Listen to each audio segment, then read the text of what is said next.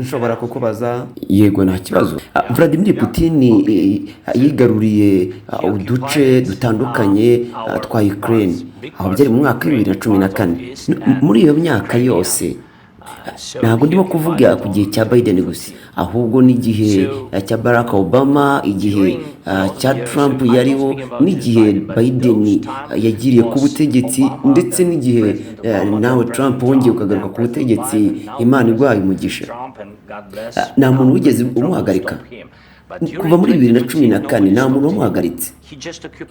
Utwo duce twose yaradufashe, yishe abantu muri 2015, 2014, 2015 ntabwo njyewe nari ndi hano. Kuva muri 2014 kugera muri 2022 niko byari bimeze, kandi abantu barapfaga, nta muntu n'umwe wamuhagaritse. Urabizi, twasinye amasezerano, nawe twasinye amasezerano nyimara kujya ku butegetsi muri 2019. Twasinye amasezerano, Emmanuel Macron yaraharananiye amasezerano yemezaga yuko akwiye guhagarika intambara igomba guhagarara. Bose be barambwiye ngo ntabwo azongera kubikora. Twasinye amasezerano.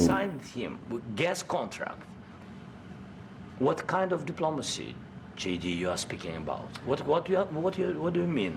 Ubwo Perezida Vladimir Zelensky wa Ukraine yageraga ku biro bya Perezida wa Leta Zunze Ubumwe za Amerika, White House, icyamugenzaga nta kindi cyari ibiganiro bigamije gushaka umuti w'intambara imaze imyaka 3 ihuza igihugu ayoboye n'Uburusiya, ndetse n'uburyo Ukraine izishyura ikiguzi cyatanzwe na Leta Zunze Ubumwe za Amerika muri iyi ntambara ikoresheje umutungo kamere wayo.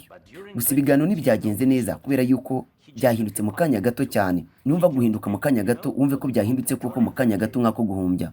Ubwo abayobozi bombi bari bamaze kugirana ibiganiro, barimo kwinjira mu mwanya wo kuganiza itangazamakuru ibyavuye mu biganiro aba bombi bagiranye. Aha hari Vice Perezida wa Leta Zunze Ubumwe za Amerika, hari na Vice Perezida wa Leta Zunze Ubumwe za Amerika JD Vance. Ibiganiro byatangiye neza, Perezida Donald Trump ashinza mugenzi we wa Ukraine ko afitiye umujinya mwinshi Perezida Vladimir Putin w'Uburusiya, ndetse anashimangira ko icyo yifuza ari ukurangiza iyi ntambara, aho gushyigikira uruhande rumwe muri iyi ntambara, aho gushyigikira uruhande rumwe mu ziyirwana. Perezida Trump yavuze ko ashobora kuba umuntu ugoranye. Perezida Trump yagize ati, urashaka ko ngorana? Nshobora kuba umuntu ugoranye wa mbere wabonye mu mateka. Ibi byafashwe nk'ubutumwa yakigeneye mugenzi we Zelensky wari umwicaye iruhande, ariko natishimiye na gusa byarimo kuganirirwaho. Vice Perezida wa Leta Zunze Ubumwe Vance yatse ijambo maze yunganiramo Trump, avuga ko igihe kigeze ibiganiro bigahabwa umwanya kuko inzira y'ibiganiro nta musaruro yatanze. Vance yagize ati, igituma Amerika iba igihugu cy'igihangange ni uko Amerika ikoresha inzira ya diplomasi. Ari nabyo Perezida Trump arimo gukora. Iri jambo ryazabiranyije Perezida wa Ukraine wari wiciye aho arebana umujinya n'uburakari budasanzwe. Mu ijwi ridasohoka neza ahita asaba ijambo, abaza Vance ati, nakubaza ikibazo? Vance nawe atazuyaje agira ati, yego. Maze Vladimir Zelensky wavugaga ururimi rutava mu kanwa kubera umujinya mwinshi yagiye mu mateka asobanura uburyo Perezida Vladimir Putin yatangiye kugaba ibitero kuri Ukraine mu mwaka wa 2014 hagakoreshwa inzira za diplomasi, ariko ibintu bituma adakomeza gutera icyo gihugu.